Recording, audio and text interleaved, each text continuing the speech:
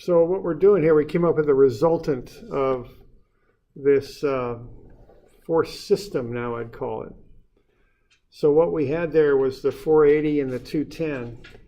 The 210's at a 15-degree angle down and to the right. So you just kind of go through these standard steps to find a resultant of a force system. I want to find the X force, which is just cosine 15 times 210. It's 203 to the right. That's the only X force that acts there. Okay.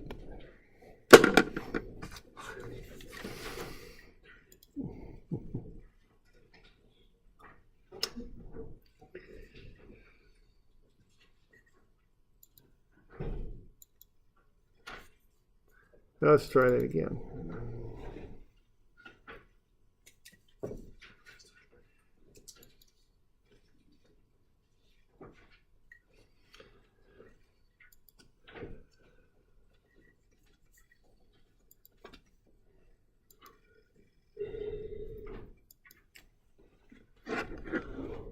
All right, so we find the X force just by going cosine of 15 of 210.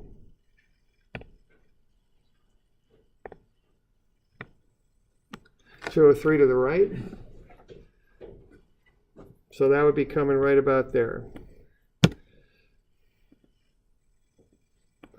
Then we want to find the Y force. Okay. Sum of Fy. Now that's 480 down, right there. And then also we're finding the Y component of the 210. So there's two of those, 480 and 54.4. So those add up to be negative 534. Then we find the square root of sum of the squares and get the total force, it's 572. And then to find its angle, we can do an arctangent. This is the stuff we were doing at the beginning of the term. Arctangent of y over x, which is 69.2 down right. Okay. So what we've got acting at E then, on account of these two forces, is we've got 572 newtons that acts at 69 degrees down and to the right. That's basically what we're getting out of this, okay, is that information right there. That's going to push down and to the right on E. Now the other thing that's going to happen is this force system is going to create a moment about E. So we go through the steps of finding the moments of each of these components of force. So the cosine 15 times 210, I can see that in orange there. What that's doing is going to the right. So that would curl around like that. That'll have a moment arm of 0.45, I think. And that'll curl around clockwise, so that's a negative. And then I look at the two y components. They're both going down and then they're off to the left, so they're going to go counterclockwise. This one here will come around like so, and that's sine 15 210 times the full length of that sine. It's 1.2. And then the last one there, the weight in the middle is also going to go down and around like so, so that's counterclockwise, and that's going to be the 480 times 0.6. So I'm combining the y forces with x moment arms and the x forces with y moment arms. And then I add everything up and I get 261.9 Newton meters. So what's going on here is if I look at those two forces and see how they affect point E, that's what they're going to do to point E there. So if you're going to design a connection at E, and it was hard to take a good photograph of that, but there's a square plate with bolts in it. 4 bolts is what I remember. And again, that's hard to see, but it's right in here. Yeah, I can't really make that out very well, but I think there were 4 bolts in there. That's what you're going to consider when you design that connection. Okay, so we're looking at how those forces affect point E. They push on it just with their magnitude, but they also cause a moment, or torque, whatever you want to call it. Okay. Now, we're also taking a complex force system and we're simplifying it down into one simple expression. So we're saying those two forces together when applied at point E, or 572 down right at 69 degrees and a moment of 261.9. Okay. So we doing all right with that? We got any questions on what we're doing? Kind of the procedure and also what it means? Are we okay with that?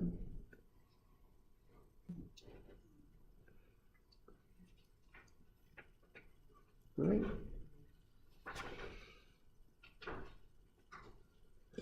All right, now let's see what else we can do with this. Let's go one more step.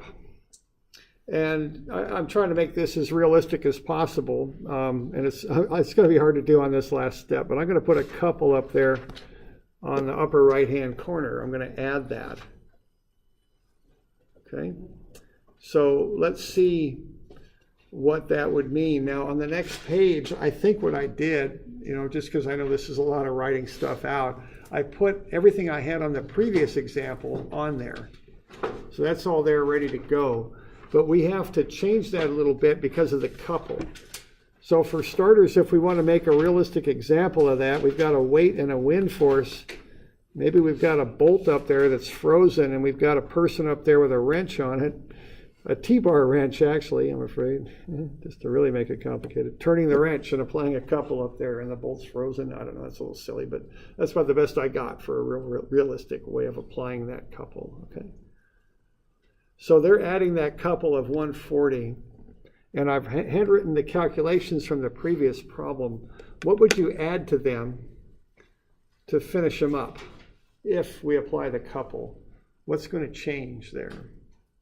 Is that how a couple is represented, as just a circular force? Yeah, I mean, that's what we should expect. Yeah, that's a common way to write it. So maybe we got something going on. I'm sorry, these colors aren't the best, but kind of like that, Somebody with like a tire iron kind of wrench, one of those two-handled deals, kind of doing that. And that bolt's frozen, so that force is being transmitted right to the sign, okay? So that's just a couple. So where's that going to affect this? How's it going to get added to what I've written up for you? Yeah. And the thing is, people will often want to overdo this. You don't really need to. There's a real simple adjustment to make.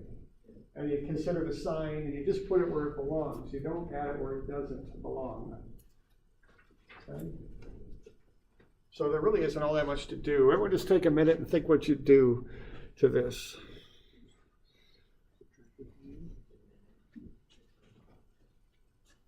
Yeah, it's clockwise for sure.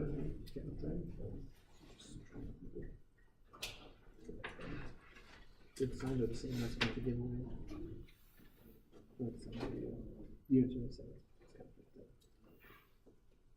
Yeah, that's a good point. Look at the units on that thing. That's one way to remember how you handle these. Look at the units on it. It tells you which equation to put the thing in. It tells you which equations not to put it into. Okay? It tells you whether or not you need a moment arm on those things. Okay, so the units can tell you a lot if you look at them critically. Okay.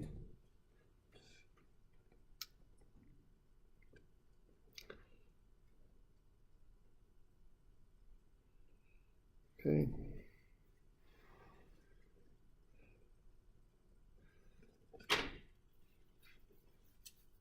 Okay, it doesn't change the force equation at all because moments don't. They have two equal and opposite forces that cancel out.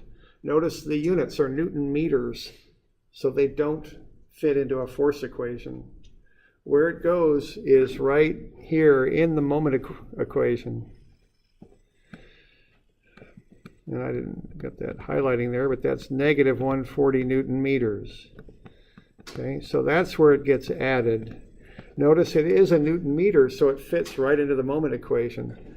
So what we end up with then is about 121.9 Newton meters, and it's positive, so it's going counterclockwise. Okay. So that's the only effect adding a moment would have. It does not affect the force equations directly.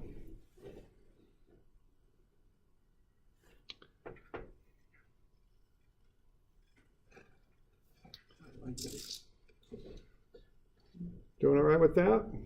Okay. Yes. So don't overdo it with those couples. They just they only directly affect the moment equation.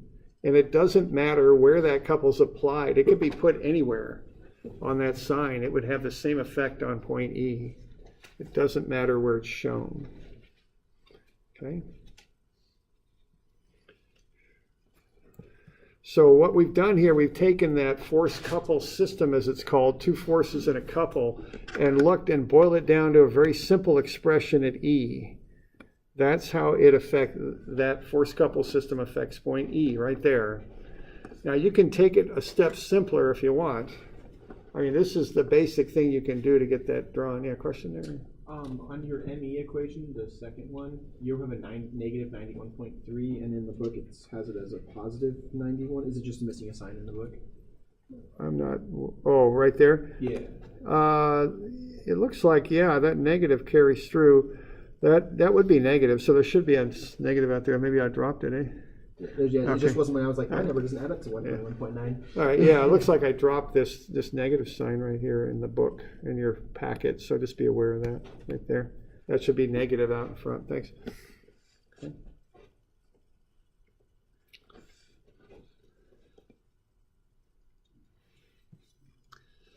All right, so let's take this one step further. We've got that system and how it affects point E. Let's do one more thing with this, just to really show off here. So if someone tells you they can do a resultant, you can tell them I can do one better. I can make it even simpler. Okay. So what we could do here is we can put the force in a location where it will cause the moment. So one way to really simplify these resultants is not just to come up with a force and a moment together, but to put the force in the proper location such that it causes the moment. So if I'm going to take that 572 and I'm going to slide it to the left there somewhere, where would I put it so that it causes a moment of 121.9? How would I find that? And I said above there, so let's put it above. So I want to put this force here. That's 121 point, whatever the heck it is. 572. That's 69.2 degrees. Yeah. Where am I going to put it? How far up? If I want to put it in a location such that it'll cause that moment.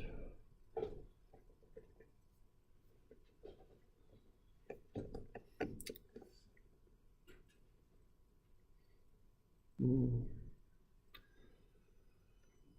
right, we're a bit short of time here. We got a couple minutes yet. That clock there is quite a bit fast, but okay, let's kind of walk through this. Forces have components, right? Which component will cause the moment, the X or the Y? Y. I mean the X, right? yeah, right. Okay, so we got to do cosine 69.2 times 572, right? That's the X component times some unknown distance Y.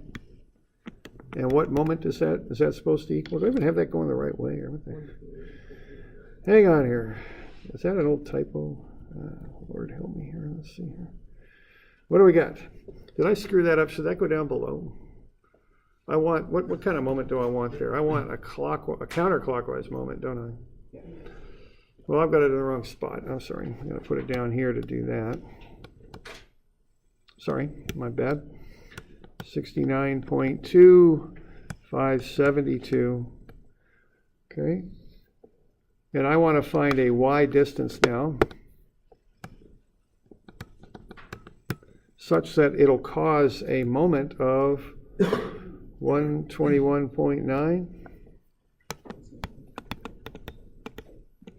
Can I solve for Y? Notice I'm using just the X component. I don't use the total magnitude of the force. I use just the X component of it because the Y component will go right through E. It won't cause any moment about E. So I can just go ahead and solve that for Y, and I can find out what Y would be. And that's where I could put that force to cause the moment. So you can really simplify these, and this might seem like kind of a little bit of an exercise, but it does have its uses sometimes. Anybody got a Y for that? 0.6 meters. 0.6 meters. Okay, there we go. All right. So if I put that down 0.6 meters, if I put the force in that location, it'll cause that moment about E. That's the idea. Well, I'm going to get you a couple more of these to do. I don't think we're running out of time. I say that clock was fast, but I don't think we're not that fast, so we're not out. So let's give you 231 and 2, I think. 231 and 2. These will be due next Wednesday as well, okay?